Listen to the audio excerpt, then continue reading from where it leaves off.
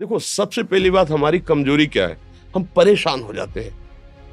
संसार में देखो तो परेशान, परमार्थ की तरफ देखो तो हम परेशान हो। ये हमारा आदत स्वभाव बन गया परेशान होना। थोड़ा सा धैर्यवान बनो, गंभीर बनो। कोई इस भारी से भारी विपत्ति में परेशानी स्वीकार करके विपत्ति से थोड़ी निकला जाता। सुलझो, ठीक है, ये विपत्ति आई, समस्या आई, इसका समाधान होगा। ऐसा थोड़ी कि हमें नष्ट कर देगी। अगर अभी हमारी बड़ी हानि हो जाती है, हम कल इससे बड़ा लाभ प्राप्त कर सकते हैं। हमको एकदम बिल्कुल गंभीर रहना है, इतने कमजोर नहीं बन जाना। अब वो गए तो क्या होगा, अब वो वस्तु गई तो क्या, पद गया तो क्या होगा। प्रयास किया था, ये पद मिला था, इससे बड़ा पद प्राप्त करूंगा, मैं इससे बड़ा महान बनूंगा।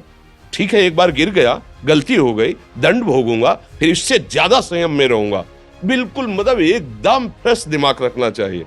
पर अपने लोग क्या है, जरा सी बात में एकदम पछड़ा कर लेते हैं, एकदम कमजोर हो जाते हैं। ये बिल्कुल ठीक नहीं है। हम जीवन भर की यात्रा की बात कह रहे हैं, भारी से भारी कष्ट में भी मुस्कुराना, तो हमें बल मिला है, हमें भगवान की कृपा का दर्शन हुआ है, हमें उनका दुलार दिखाई दिया है।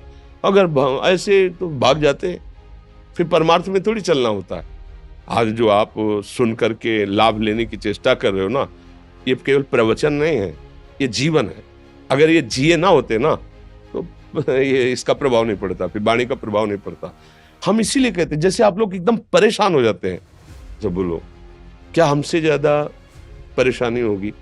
दोनों किडनी खराब, दवाई लाने के लिए पैसे नहीं, पानी रखा है हम उठ के पी नहीं सकते, भीषण शरीर में कष्ट, भीषण बुखार, क्योंकि किडनी फेल, जरा में बुखार, खाने को क्या, रोटी मांग के लाओ। अगर वहां सब्जी मिलती है तो लाल मिर्च ऐसी पड़ के मिलती थी कि वो पा नहीं सकते थे। आप सोचो, पानी लाना है तो मुझे लाना है, पीना है तो मुझे पीना है। अगर मैं हारता तो कहां पहुंच जाता, क्या स्थिति होती? नहीं, मरना है, पर कदम पीछे। कोई दिन ऐसा नहीं जिस दिन सेवा ना की हो, जिस दिन सेवा ना गए हो। गुरु जी की सेवा में जाना है, पहले अपने को स्वस्थ साबित करना है, नहीं वो सेवा नहीं लेंगे। तुम बीमार हो, तुम कष्ट में हो, ऐसे उनकी दृष्टि परेशान पे उनकी सेवा की, आके लेट गए। फिर हिम्मत की, अपनी श्री जी की सेवा की, मधुकरी नहीं गए, 3-3 4-4 दिन भोजन नहीं गए, पर सेवा नहीं छोड़ा, दिनचर्या नहीं छोड़ी। और उसका प्रधान कारण संयम, ब्रह्मचर्य, भगवत आश्रय, नाम जप, कभी हारने नहीं दिया।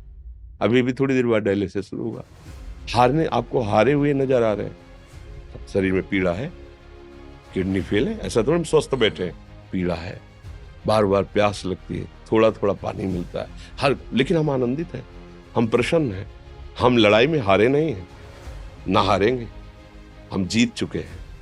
हम अपने मालिक के भरोसे में अपना सब बात, तो वो ये हम अपनी बड़ाई नहीं बता रहे, हम आपको बता रहे समस्या।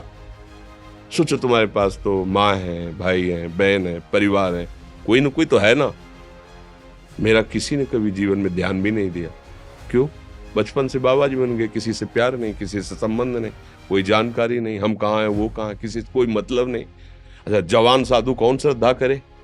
कभी गांव जाने की हिम्मत नहीं पड़ती कि रोटी मांग ले, पता नहीं लोग क्या सोचेंगे, क्या भावना कर ले। हम दरवाजे पे खड़े हैं, क्या कैसी भाव, जो हमारे सामने आकाश वृत्ति से आया यौवन अवस्था में, वही पाया, अन्यथा भूखे रह गए। जब हम हर समय अपने को विवेक के द्वारा सावधान रखे, तो हम कभी निराश नहीं हुए, कभी उदास नहीं हुए, कभी ऐसा नहीं लगा कि यार हम दुखी, कभी नहीं लगा। उसी का फल है कि उस सुख का संकेत मिल गया जहां दुख की निशानी भी नहीं है। वही उसी के बच्चे हो, हम सब उसी धातु से बने हुए हैं। हम इतना क्यों परेशान हो जाते हैं? हम ये देखते हैं, अपने लोग थोड़ी बात बिगड़ गई परेशान, नहीं बिगड़ी तो बिगड़ जाने की संभावना में परेशान है। आज सुख है, लेकिन कल सुख छिन जाएगा तो हम आज के सुख में सुखी ना होकर कल के दुख की आने की संभावना में हम भयभीत हो। मतलब क्या हमारी सोच रह गई? हमको इतना बलवान बनना है कि सुख और दुख दोनों हमको छू न सके। भारी से भारी सुख की व्यवस्था है तो अहंकार नहीं, हर्षित होकर किसी का अपमान न करे कि हम धनी, हम पदाधिकारी, अमुक। भारी से भारी दुख आया तो हमें किसी के सहयोग की जरूरत नहीं, हम फिर अपने कदम बढ़ाएंगे, हम फिर जुड़ी हुई अपनी भावनाओं को सजाएंगे। मस्त जीवन एकदम। तुम अविनाशी के बच्चे हो। शेर का बच्चा भेड़ों के बीच में फंसकर म्यों म्यों बोल रहा है, बस अगर दहाड़ना सीख जाए तो कोई भी उसे परास्त नहीं कर सकता। ऐसे भगवद अंश तू प्रपंच में फंसकर अपने को इतना दीन क्यों देख रहा है? तू ऐसा है कि भगवान के दिव्यास्त्र में भी ताकत नहीं तेरे को मार सके। तू अविनाशी का अविनाशी बच्चा है। विनाशी भोगों को, विनाशी शरीर को मैं मान के इतना भयभीत, इतना दुख ठीक नहीं। ये सबके लिए, केवल एक के लिए नहीं। आप समझो, आप लोग सोचते हैं हम गृहस्थ होकर भला ऐसी स्थिति कैसे। जनक जी सुखदेव जी के गुरु हैं और राजा हैं, महल है, रानियां हैं, नौकर है, चाकर। क्या सुखदेव जी जिनके शरीर में लंगोटी भी नहीं है, दिगंबर, परमहंस के गुरु हैं जनक जी जो राजा हैं। समझो, आप ऐसा ना सोचे कि हम नौकरी कर रहे हैं, हम संसार में, हम गृहस्थ हैं, हम आध्यात्मिक की ऊंचाई पर नहीं चढ़ सकते। नहीं, आप एक सरकारी नौकरी या आप किसानी या व्यापार करते हुए आप एक अध्यात्म की ऊंचाई में चढ़ सकते हैं। और अध्यात्म ही है जो तुम्हें इस माया के दुख सुख से ऊपर उठा सकता है। दूसरा, चाहे जितनी संपत्ति आ जाए, आप सुखी नहीं हो सकते। सब देख लो, आंख खोल के देख लो। अध्यात्म ही है जो तुम्हें हर कष्ट सहकर मुस्कुराकर जीने का रास्ता बता देगा कि आप आनंदित हो जाओगे। कुछ नहीं बिगड़ा। अध्यात्म है तो कुछ नहीं बिगड़ा, अध्यात्म नहीं है तो कुछ नहीं बना, कुछ हाथ नहीं लगने वाला।